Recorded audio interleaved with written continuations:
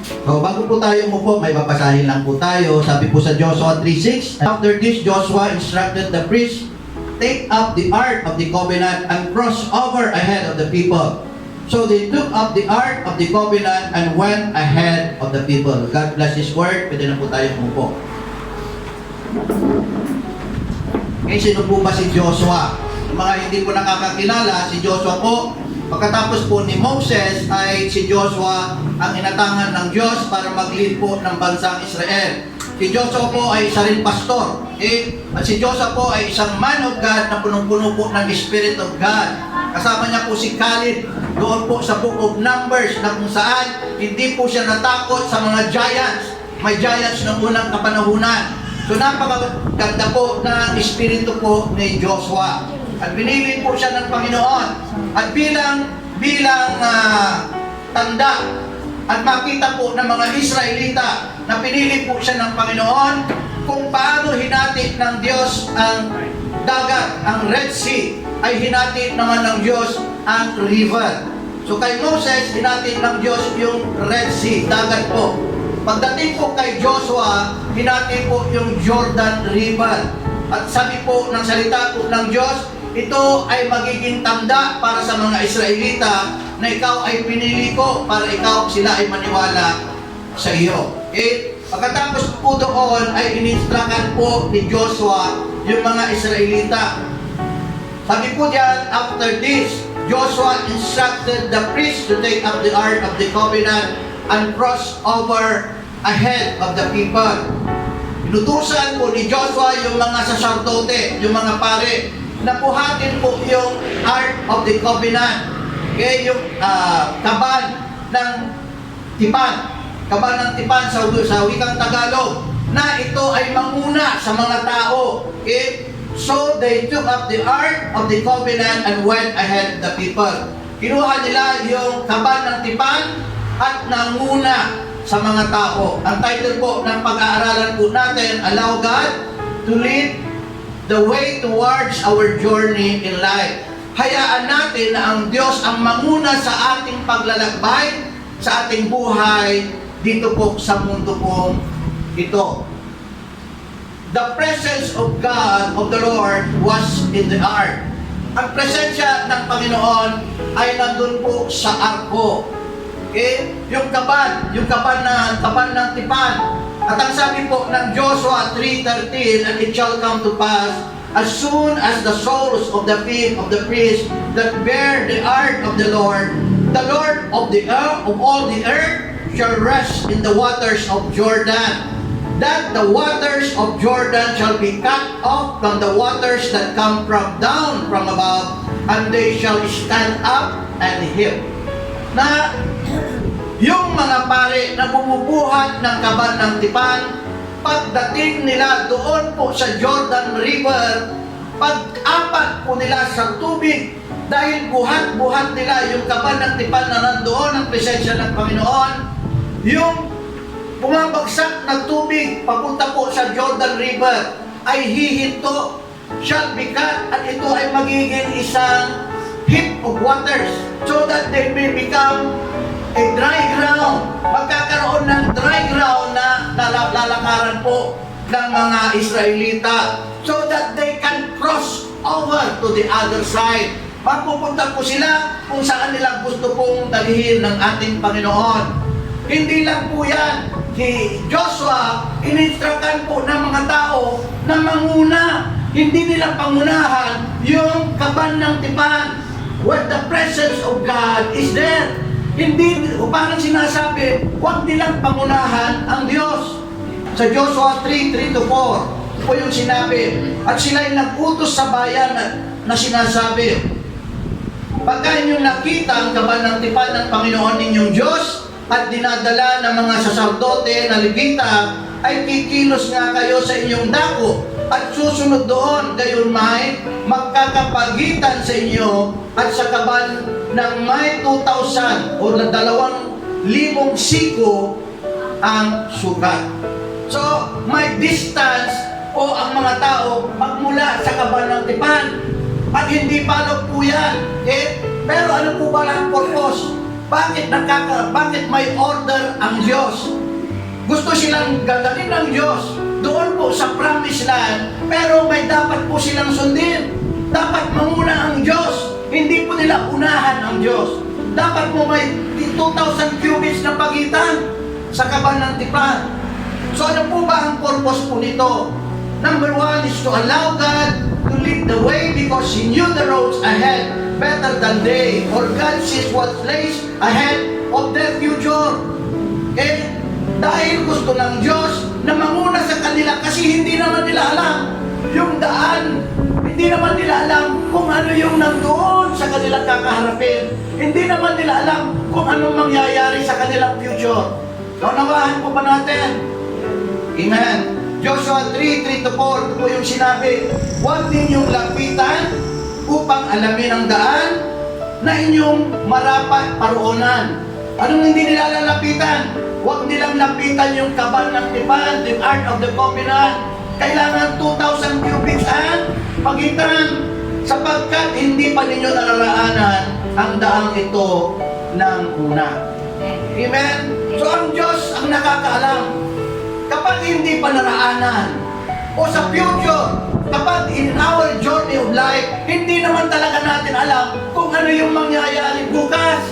Kaya sinasabi ng Biblia, James 4:14-15, ay huwag mong ipagmayabang yung bukas. Amen. Do not boast about tomorrow, for you do not know what the day may bring forth. Ang daming Diyos lamang ang makakaalam kung anong mangyayari bukas. Tama po ba? Amen. Hindi, wala po tayong kasiguruhan kung wala po tayo po sa Diyos. Amen. So yun po yung unang purpose. Ayaw ng Diyos na pinangungunahan siya. Kasi hindi naman natin talaga alam yung tamang daan. Hindi naman natin talaga alam yung ating future. At isang pangalawang rason, in allowing the Most High God to go ahead of us and lead the way, we give God the utmost respect and honor for His plan to come naturally as He wishes, not as we wish. Hinahayaan natin ang Diyos na yung kanyang plano ay umusbong sa ating buhay. It will come naturally, hindi po hinug sa pilit. Andiyan po ba tayo? Nire-respeto po natin ang Diyos, hindi tayo gumagawa ng sarili nating paraan. Ngunit ang pamamaraan ng Diyos ang hinahayaan po natin mangyari sa ating buhay. Amen. Kapag ginawa po natin po yan, ang plano ng Diyos ay matutupad sa ating buhay at ito pong plano pong ito ay napakaganda. Higit na maganda kaysa sa ating plano. Naniniwala po ba kayo doon? Amen. Sarah, the wife of Abraham, was an example in the Bible who went ahead of God's plan and the outcome becomes unpleasant and undesirable. Okay? So si Sarah, na asawa po ni Abraham, pinangunahan niya ang Diyos. Dahil sa pangunguna po niya sa Diyos, hindi po maganda yung naging resulta at ang resulta ay nagsuffer po ang Israel magmula sa panahon nila hanggang sa kapanahunan po natin. Ano ba yung plano ng Diyos po kay Abraham? Sabi po dyan, Genesis 12:1 and 2. Sinabi nga ng Panginoon kay Abraham. Okay, so hindi pa Abraham ang kanyang pangalan. Abraham pa lang noon. Umalis ka sa iyong lupain at sa iyong mga kamag-anak at sa bahay ng iyong ama na ikaw ay pasa lupain, ituturo ko sa iyo at gagawin kitang isang malaking bansa at ikaw ay aking pagpapalain at padadakilain ko ang iyong pangalan at ikaw ay magiging isang kapalaran. You will be a blessing to everyone. Yun ang isabi po ay ibig sabihin sa wikang Ingles. Pinapaalis si Abraham sa kanyang lupang Ur. Okay? Sa kanyang lupang Ur. Ito ata sa ating kapanahunan ay sa bansang Iraq, bayan po ng Iraq.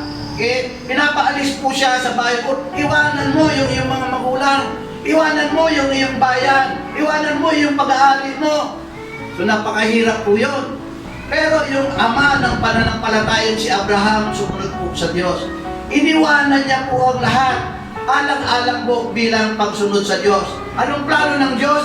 Gagawin kitang isang malaking bansa. So, ibig sabihin, para si Abraham ay maging isang malaking bansa, magkakaroon siya ng maraming anak. Amen? Ano pang plano ng Diyos? At siya ay inilabas at sinabi, tumingala ka ngayon sa langit at iyong bilangin ang mga bituin. Mabibilang ba natin ang bituin? Hindi, napakarami. Kung mabibilang mo, at sa kanya ay sinabi, magiging ganyan ang iyong mga binhi. So, magiging marami ang anak po ni Abraham. Ngunit si Sarah, hindi na makapaghintay. Abay, nakatanggap ng pangako si Abraham at the age of 75. At si Sarah ay matanda na rin sa panahon yon. At sa panahon po ng mga 100 years old si Abraham at 90 years old si Sarah, ay hindi pa siya napubuntis. Amen? Grabe ano? Dahil sa pangako ng Diyos, kahit na menopause na, ay pwede pa rin manganak. O lahat ng mga menopause gustong manganak, sabihin, praise the Lord, wag na. Amen? Lolo at lola na. Pero bago siyang nanganak, pinangunahan niya ang Diyos. Anong ginawa po ni Sarah? Si Sarah nga, na asawa ni Abraham, ay hindi magkaanak sa kanya. At siya ay may isang alilang babae na taga-Ehipto na nangangalang Agar. O sa Egyptian po yung si Agar. At sinabi ni Sarai kay Abraham, narito, ngayon ako'y hinaadlangan ng Panginoon na ako'y magkaanak. Ipinamanhik ko sa inyong sumipin ka sa aking alilang babae. Marahil ay magkakanak ako sa pamamagitan niya. At dininig ni Abraham ang sabi ni Sarah. So kanina ay Genesis chapter 12, yung binasa po natin, nandun po yung plano ng Diyos. So sa Genesis chapter 15, sinabi, ang iyong mga binhi ay magiging sandami ng mga bituin sa langit. So tanong, alam ba ni Sarah ang plano ng Diyos kay Abraham? Alam niya. Kaya lang, hindi siya makapaghintay sa plano ng Diyos na mangyari. Wala siyang pananampalataya. Kaya nga tinawag siyang Sarah kasi ang ibig sabihin noon, tumatawa. Kaya pala puro tawa si Sarah. Amen? Tumawag. Kasi nung narinig niya, magdadalang tao ka, 90 years old siya. Sabi niya, 90 years old ako. Paano pa ako magdadalang tao? Hindi siya makapaniwala. Dahil sa unbelief niya, pinangunahan niya ngayon ang Diyos. Dahil hindi siya makapaniwala sa pangako ng Diyos, dahil naiinip siya, pinangunahan niya ang Diyos. At maraming mga Kristiyano, kapag naiinip na at hindi mahintay ang pangako ng Diyos, ang sabi ng Diyos, pagpapalain kita. Kaya ang lahat ng hahawakan mo ay mapagpapala. Hindi mo alam kung saan manggagaling ang pagpapala mo. From the east, from the north, from the south. At maraming pangako ang Diyos po sa atin. Pero hindi makapaghintay. Ano ginagawa ng Kristiyano? Abay, dumiskarte na ako ng sarili ko. O, mag-asawa na lang ako kahit ito, hindi ko iniibig ito. Pwede na siguro to. Hindi tumitibok yung aking puso. Pwede na siguro to. Basta lang. Abay, qualified naman siya. Kasi 3M siya. 3M. Ano? Matanda, mayaman, madaling ang 4M pala. 4M, hindi 3M. Matanda, mayaman. Ito na, pwede na to. Amen? O, nakapangasawa ngayon ng Amerikano. Ay, yung Amerikano, may record sa Amerika. Isa siya palang serial killer. Napanood nyo? Napanood nyo yung inilagay dito sa drum yung kanyang asawang babae at pinagputol-putol yung kanyang katawan? Kasi hindi mo naman talaga alam ang kanilang buhay doon sa ibang bansa. Hindi nyo alam. Mga kriminal yun. Iba, hindi ko nila lahat. Pinagputol-putol niya yung katawan. Amen? At napakarami pang kwento na ganito. Hindi makapaghintay sa pagpapala ng Diyos. Hindi makapaghintay sa tugon sa kanyang panalangin, kaya dumiskarte ng sarili. Amen? Ang lahat ng hindi patay sa pananampalataya ay kasalanan. Yan po yung sinabi po ng Biblia. Kasi hindi ka nagtitiwala sa Kanya. Andiyan pa po ba tayo? We must have faith in God. Kahit naghihirap ka, huwag kang bumitaw sa Diyos. Amen. Never give up on the promises of God. Di ko alam kung anong verse or chapter, 2 Samuel, ata, 4 Samuel. The Lord is not a man that He should lie. Ang Diyos ay hindi tao na nagsisinungaling. Kung anong sinabi niya, gagawin niya. Yun po yung pangako po ng Diyos po sa atin. At sinabi ng Diyos sa pamamagitan ni Moses, sa pamamagitan ng mga propeta, sa pamamagitan ni Joshua.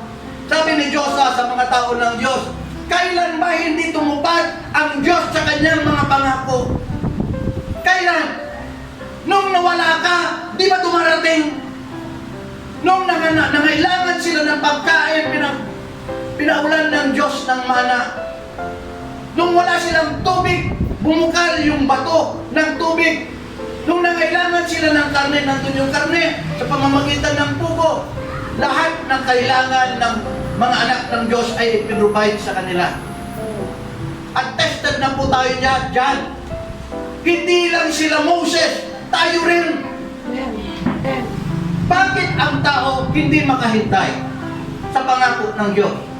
Kasi sa mundong ito na kung saan ang lahat ay sumisibol, para tila baga mayaman na si ganito, asensado na sa ganito, parang gusto na rin natin apurahin.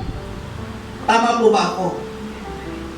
Doon nagiging malungkot po ang isang Kristiyano kapag siya po ay nagmamadali. Di ba may kasabihan tayo sa Tagalog? Ang tumakbo ng matulin ay mananalo sa Olympic. Tama po ba yan? Ay, hindi ito. Ang tumakbo ng matulin ay matinig na yung malaki. Amen. Okay lang, basta hindi tayo nagkakasala. Kung kaya, okay lang. Basta hindi tayo nagkakasala. Amen? Ang problema, Kristiyano ka halimbawa, empleyado ka sa gobyerno, tapos papasok ka sa mga transaction na underground. Ano yung ibig ko sabihin? Mga labag sa pamantayan po ng Diyos. Yun ang problema po. Ang hinahanap ng Diyos ay righteousness pa rin. Katuwiran pa rin. Anong sumunod? Dahil pinangunahan ni Sarah ang Diyos, ang sabi po dyan, at siya ay sumiping kay Agar at naglihi, at nang makita niyang siya ay naglihi, ay niwalang halaga niya ang kanyang Panginoong babae sa kanyang paningin. Dahil sa ginawa ni Sarah, si Agar, minaliit na ngayon si Sarah. Matanda ka na, hindi ka na magkakaanak kasi ang baog sa kanila noon ay parang pinabayaan ng Diyos. Yun po yung treatment. Binigyan ng mali ang treatment ng kanyang slaves na si Agar sa kanyang master na si Sarah. Hindi pa iyon. Dahil nanganak si Agar, ang kanyang anak ay si Ismael, na isang lipi ng Egyptian at isang lipi ng Israelita, nagsama, ang sabi ng Arabo, kami ang lipi ng Ismaelita. Kaya hanggang ngayon, ay magkaaway ang lipi ng Israelita at mga Arab people. The Israelites and the Arab people. Ilang taon na nagaganap ito? Noon pa. Ito ay isang unending na pag-aaway. Dahil lang sa ginawa ni Sarah na pinangunahan niya ang Panginoon. Nakukahan niyo? So we must not go ahead of God's plan for us. So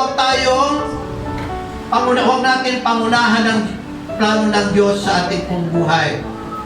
God could lead us in two ways. Ang Diyos, pwede tayong gabayan sa dalawang pamamaraan. Gusto nyo malaman? Number one is averting. Ano ba yung averting? To divert the way so as to prevent something bad from happening. to turn your eyes, gaze, etc. away or aside. O sa wikang Tagalog ng averting, ay iiwas ka ng Diyos para walang masamang mangyari sa iyo. So ginagayad tayo ng Diyos, unililit tayo ng Diyos sa pamamagitan ng pag-iiwas tayo ng Diyos. Niiwas tayo sa isang tao na ikakapahamak natin. Amen? Niiwas tayo sa isang pangyayari na ikakapahamak natin. Kasi kung pinilit natin yung gusto natin at hindi natin sinunod ang Diyos, tayo rin ang magsasuffer ng konsekwensya. Directing. Okay? When directing, alam na natin to. To cause someone or something to turn, move, or point in a particular way or direction. Kung yung una na averting ay minsan akala natin ay masakit, yung directing ay masakit din. Bakit masakit? Kasi may gusto kang puntahan. Bakit ganito yung nangyayari sa ating buhay? Amen? Hindi mo alam, iginagayad ka na ng Diyos. Idinadirect ka na ng Diyos. Bakit nagkakaroon ka ng mga frustration sa iyong buhay?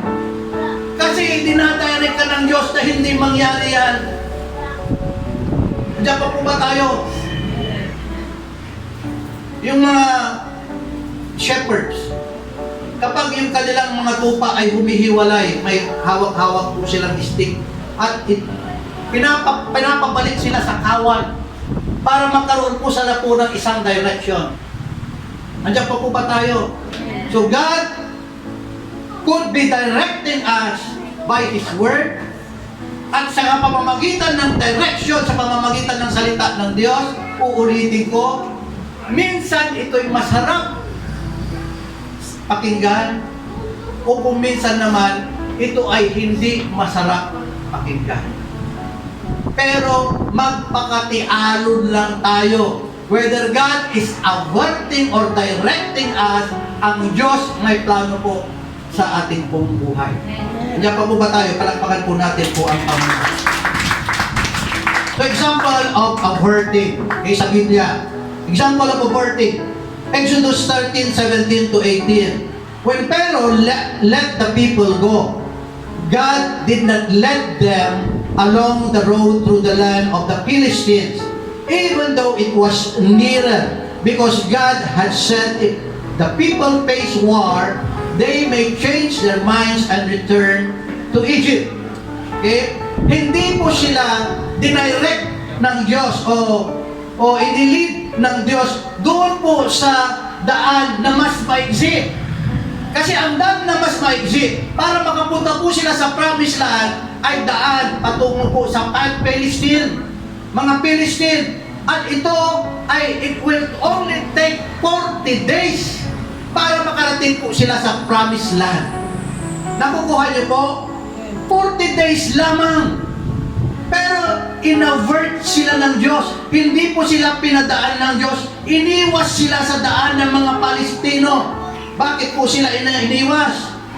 Sabi po dyan, God did not lead them along the road through the land of the Philistines, even though it was needed, because God had said, if the people face war, amen, they may change their mind and return to Egypt.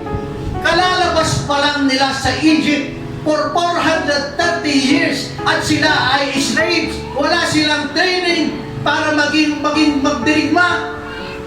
Wala silang experience para maging magdirigma.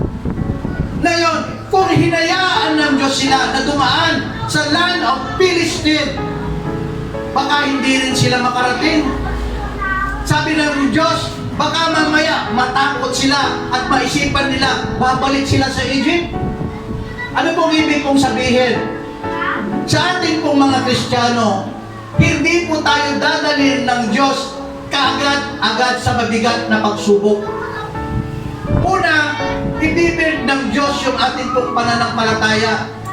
Bibigyan tayo ng pagsubok according to the measurement of our faith. 1 Corinthians 10:13, according to the measurement of our faith. Amen? Wala pang pananampalataya ang mga Egyptian.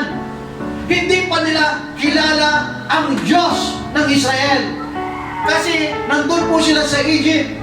Ngayon, kapag sila pinadaan sa Philistine, matatakot sila. Anong isipin nila? Balik na kami sa Egypt.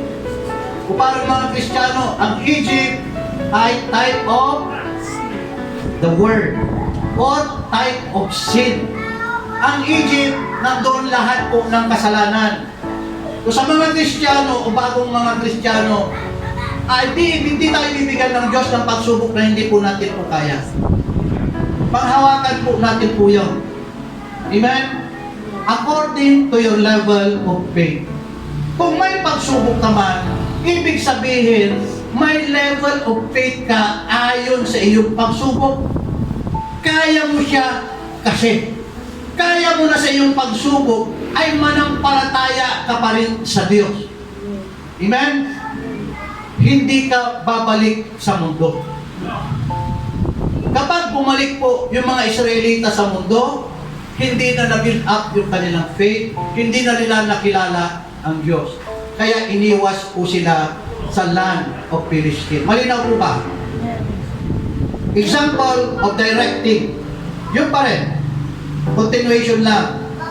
So God led the people the roundabout way of the desert toward the Red Sea.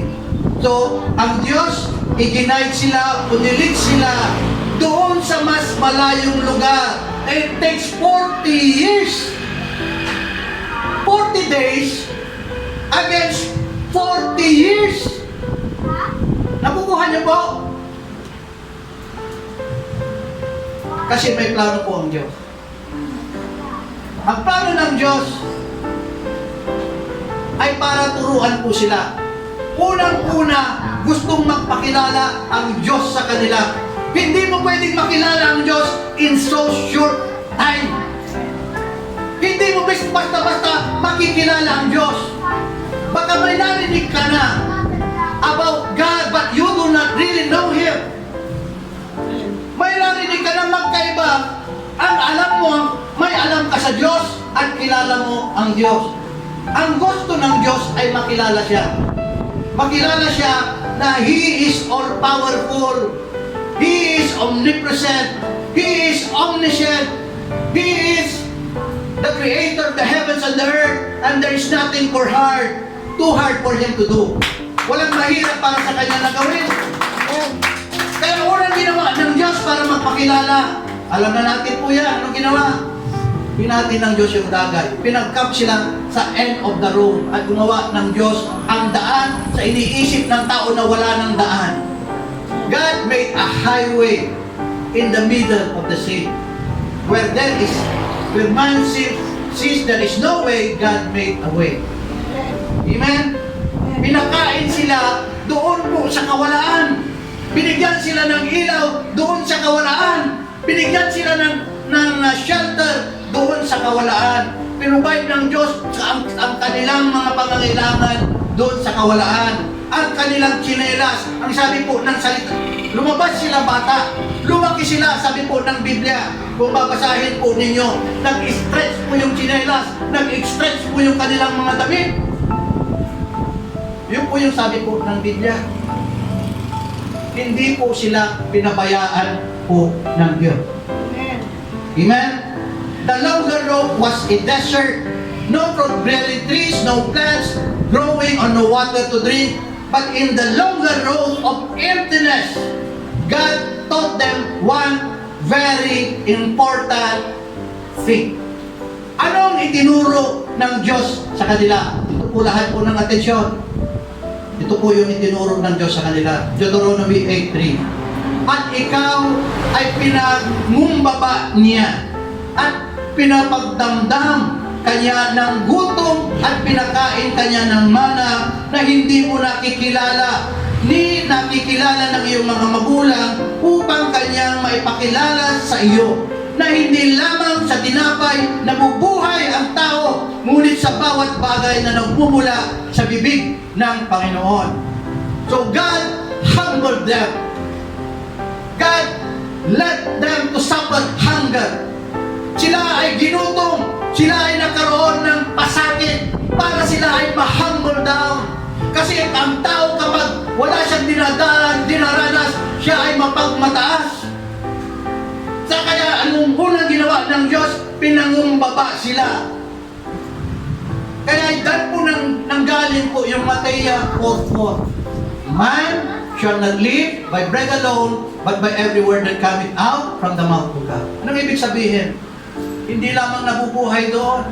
Hindi lamang nabubuhay doon ang tao sa kanyang trabaho. Amen? Sa kanyang sariling prinsipyo, nabubuhay ang tao sa bawat salita, sa bawat pangako ng Diyos, that there are promises of God. Pwede natin kunin ang promises of God. Ano po ba yung binasa po natin po kanina? Kailanman ay hindi umiwalay ang Diyos sa kanyang mga pangako. Amen? Ganda, no? Amen. Ganyan magplano ang Diyos. Sometimes, God is going to lead us on the road that seems foggy, parang malabo, and difficult to pass. Sometimes, the road He wants us to go on is going to cause us much pain. By faith, we have to trust God that He is faithful to lead us to the road of blessings and not curse. His wisdom surpasses ours. Many times, there is a bigger blessing at the end that we would have never received if we did as we wish and not as He wishes.